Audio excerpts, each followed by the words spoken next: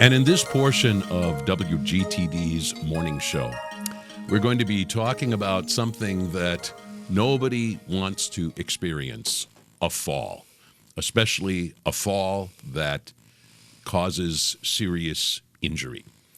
Unfortunately, the state of Wisconsin claims a very dubious distinction.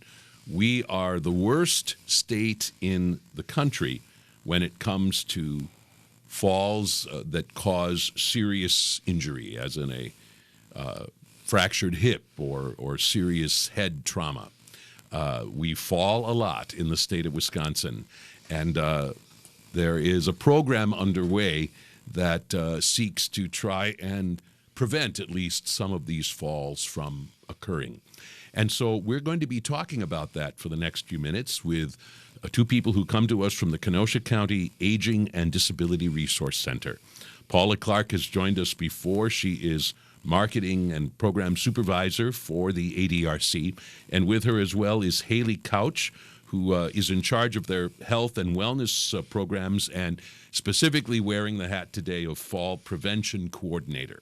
So we will be talking about what causes falls of this nature, and what each of us can do on our own behalf and on behalf of those we care about in terms of trying to prevent serious falls.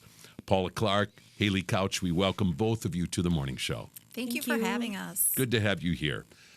Paula, before we get into this particular conversation and this particular topic, I think it would be really good for you to take a moment to talk about the ADRC in general, the kind of things that you provide, the sort of services that you make available, the difference that you make in a lot of people's lives. Sure. The ADRC has been around for a good 20 years now.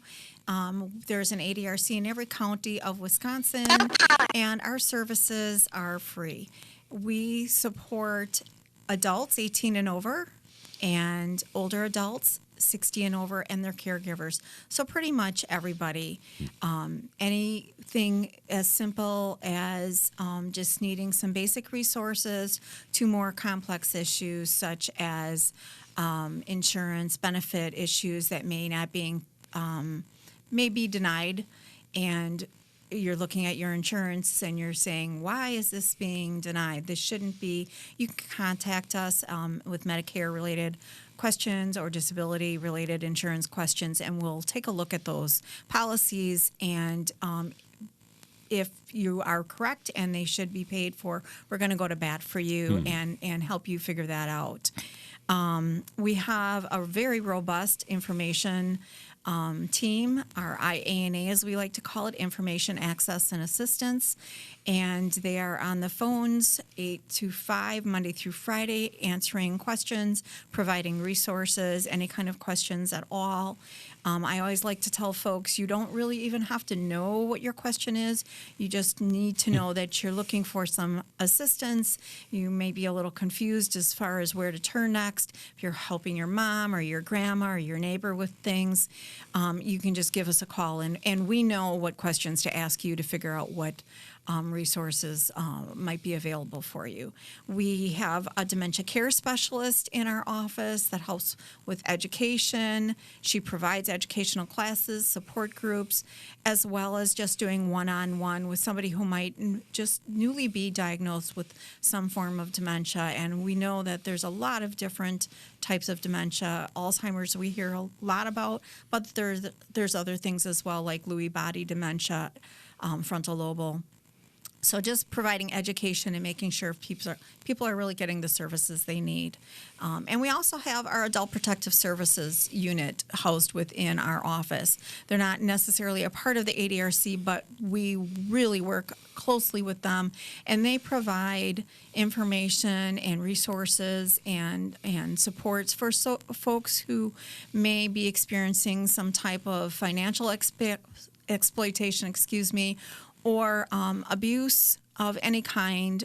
Maybe you're worried about a neighbor or a friend or even a relative who you think may be being exploited or abused, or even some self-neglect. Sometimes as we get older, we hesitate to reach out. And what services can we help you with? Our goal overall is to help folks stay in their homes as long as possible and as safely as possible. Where are you headquartered? We are at 8600 Sheridan Road in Kenosha.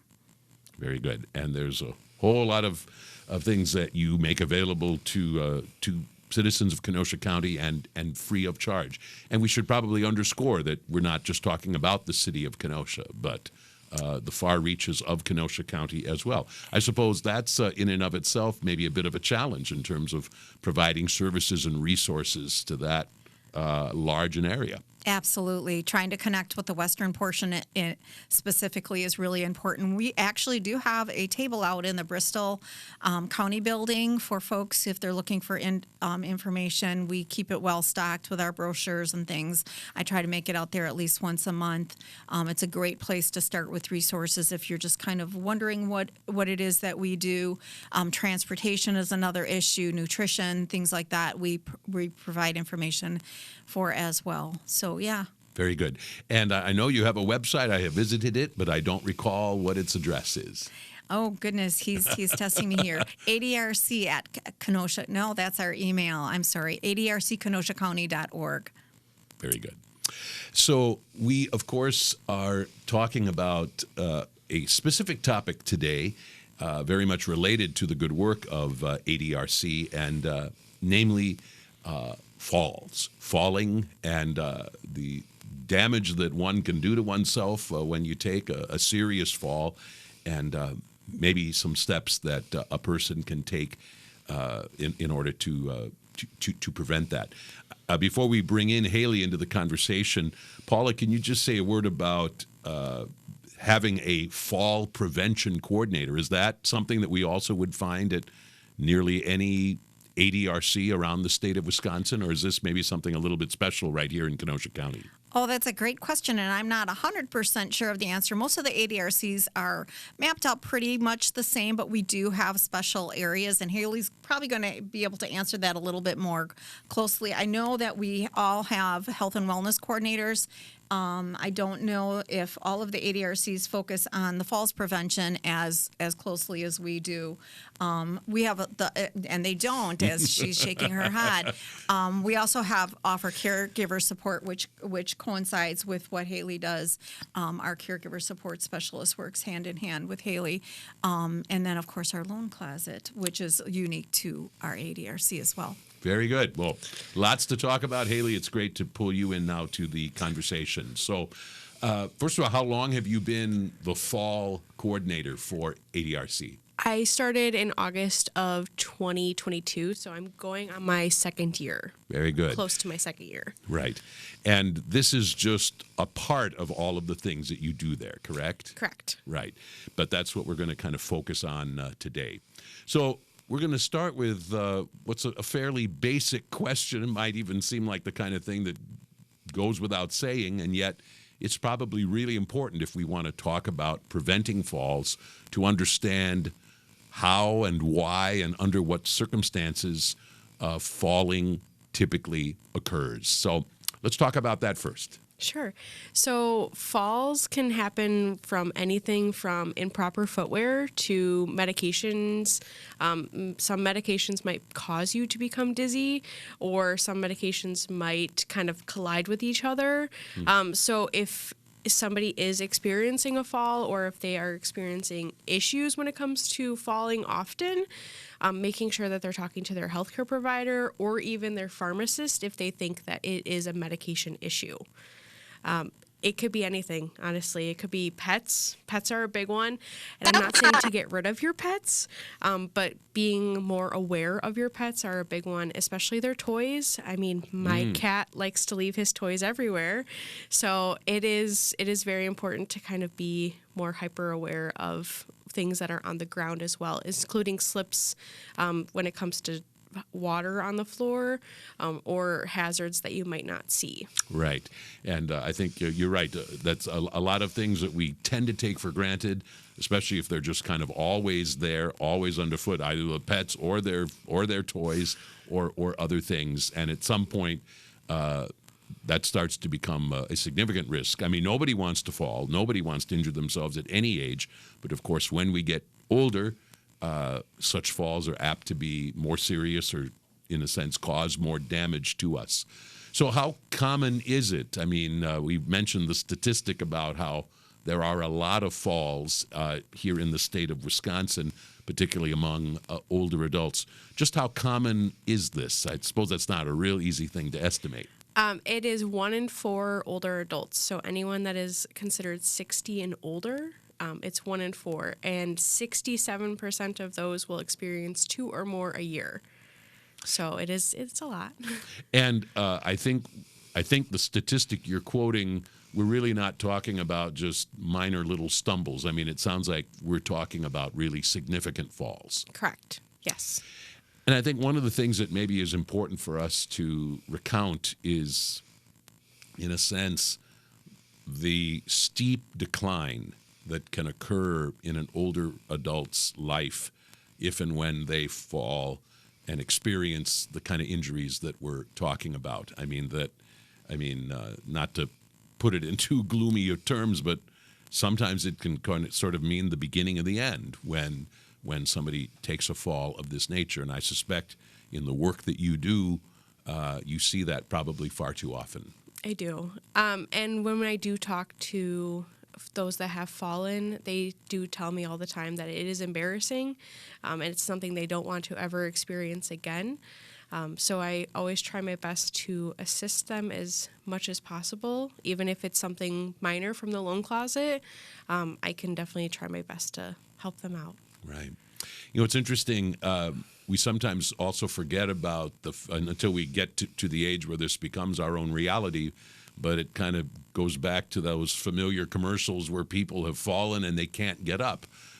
That's also what we're talking about when people take a serious fall, that sometimes not only are we talking about whatever injury might or might not happen in the fall itself, but we're also talking about someone who might end up being, in a sense, stranded or marooned, I mean, on the ground, unable to get up, unable to summon help. They might be there for days. And I suppose once in a while you are encountering even unhappy situations like that. I am. There is a situation for a lady that I had assisted in Bristol, and they landed outside, and they were out there for a long time, ended up having a lot of sunburn, and so it is a lot more common than people think when they are laying on the ground, a lot more. Paula, I'm sure in all the clients you work with, this is probably kind of a familiar refrain, I'm guessing. It is. Unfortunately, it is. And we've been working on this for many, many years, the falls prevention, and thankful for our falls coordinator, the calls that come in, and then the aftermath, seeing folks ending up in nursing homes with the broken hips and brain injury is really one of the most important things to address. Even if you fall and you feel like you're okay, it's so important to go to the hospital and have everything checked out. I know of someone who was very involved with our falls prevention. She was a nurse, and her mom fell. She seemed like she was fine, and 3 days later, she passed away from the fall. So there wasn't anything really obvious going on, but that's why it's so critical to not only make sure that you follow up if you have had a fall, but also what you can do to prevent it. We're talking today on this portion of the morning show with two representatives of the Kenosha County Aging and Disability Resource Center, Paula Clark and Haley Couch. And Haley happens to be the fall prevention coordinator. So the ADRC has resources that are aligned along this cause of fall prevention. So tell us about some of the community resources that are available. Sure. So I go into homes if if somebody is wanting it and do a home safety evaluation. So I can go into any room that they are wanting more assistance in, and I can kind of give them some tips and tricks. I can recommend some things for safety. So when it comes to maybe grab bars in the bathroom or having a shower chair, removing throw rugs if they do have any. Throw rugs are a very big trip hazard. So I do give some tips on that. They don't have to listen to me, but some people do.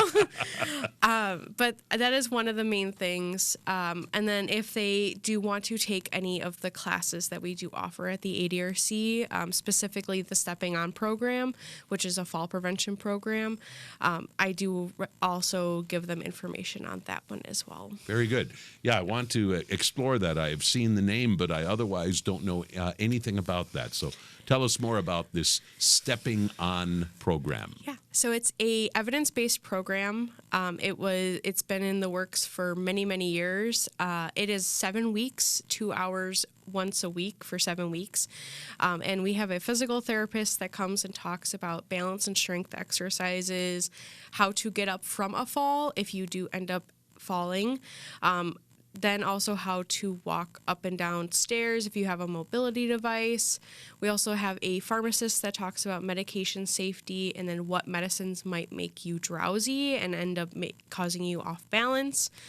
We talk about home hazards, community safety, and then also vision as well. So some vision, we have a vision expert from Milwaukee that comes down and talks about light bulbs that might make it easier for you to see, or night lights, anything that with helping your vision. You know, that never occurred to me, that vision or lack thereof, I mean, if somebody's own sense of sight is compromised, or if we're talking about a space in which the lighting is maybe inadequate, that could be a huge contributor to somebody falling. Yeah, especially if you're walking around at nighttime and you think that you see a shadow, but it's not a shadow. So night lights are a huge one. Even motion-activated lights are a big help. I've seen people that have pets and they do the motion-activated lights, and it's helpful so they don't trip over their pets. We just installed a motion detection light in our home as the room that we enter from the garage, and I can't tell you what a difference it's made. So that was a very smart idea that my wife had, and they can make a huge difference, and I was surprised how inexpensive it was too. So it's not too big a deal. The other thing I think we probably should say about this Stepping On program is that you can Google not falling or fall prevention or something and maybe get a big long list. But what you're talking about is somebody actually being in the room with you and working with you, particularly this piece involving the physical therapist, who can really actually help you walk across the room, watch how you're walking, and give you ideas. I mean, it sounds like that's what this is designed to do. Absolutely. And it's we have a class coming up, and we do like to say that I think according to the study and also how the program was created, that it has reduced falling by 37%. Wow. So, I mean, it's not 100%, but I mean, it's something, and it's helpful. It's definitely beneficial. I've heard rave reviews from this class. Right. And I suppose it's important to help people understand, especially once they reach a certain age, that, I mean, it might be hard for them to grasp the notion that they need help with how to walk. And yet, when people get to a certain age, the way they walk starts to become, I guess the fancy word is, encumbered. And so this is a class that really helps us with this most basic activity of walking and helps people understand how they can continue to walk as safely as possible. Absolutely. Especially the balance and strength exercises, because strength is a big thing when you start to get older, that you definitely need some more assistance when it comes to strength. And you don't have to lift 150-pound weights every single time. You can just do the little things. Right. But yeah, every little bit helps. So I could see how this could really be a great thing for an older person to access. When we're talking about serious falls, Typically, where do they happen? Are they in particular rooms of the house? They happen everywhere, but most of them occur in the bedroom or in the living room where you're spending the most time. Okay. And so when it comes to looking at your living space and figuring out what hazards are there, I suppose those are the spaces that you need to be most diligent about. And although I think you touched on them, maybe you could reiterate some of the things that people can look for that you might not think of as hazards and yet operate as hazards if we're careless. Yeah, throw rugs are a big one. Having clutter on the floor, so little trinkets or little knickknacks, papers, newspapers. In the bedroom, if you have like a little blanket that goes over your bed and it goes over too far and you don't tuck it in, that's another big one. Also wearing socks when it comes to carpet. If possible, wearing a sturdy slipper or sturdy shoes. That way you are more grounded into the ground. I know barefoot is probably the way to go, but having that stability with shoes as well. Right. So if people want to, first of all, sign up for this class and or to have you come into their place of residence to give an assessment, what do they need to do? Call the ADRC. Our main line, our receptionist will be able to direct them in the right direction. Right. And I assume that you get calls all the time of this nature. We don't get a lot of calls. She connects with, right? Yeah. So I work with the fire departments in the entire county, and they send me fall reports on the daily, or they send me people that are in need of assistance. So I work with those fall reports, but we do have some people that do call because they either heard about the class and they want to hear more about what is offered, or they just heard about it from a friend. I've had a lot of those. That's great. That's great. And Paula, I'm sure you want to reiterate the wonderful news that anything in terms of resources from the ADRC are free. Yes, our resources are free. We accept donations on some of our classes, but it's not expected. It's just an offering if somebody feels obligated or are more like they'd want to kind of support what we do. But yes, our services are free. That's one of the things I love. We're county funded, and making sure that folks get the things that they need to live their best lives actually saves money in the long run. Sure. And if they can live their best lives safely at home, so much the better. Absolutely. Well, I can really see how your fall prevention program can be a tremendous help. And I think most of us know somebody, an older adult in our lives, who has taken a serious fall and seen so much of their well-being compromised. And so anything we can do to prevent that, or at least reduce the risk of that, is certainly important and laudable work. So bravo to both of you and to all of your colleagues. Paula Clark is with the ADRC, the Marketing Program Supervisor, and Haley Couch, the Fall Prevention Coordinator, and also in charge of their health and wellness programs. Thank you so much for being on the morning show today to offer up this important information. It's been great to talk with you. Thanks so much, Greg.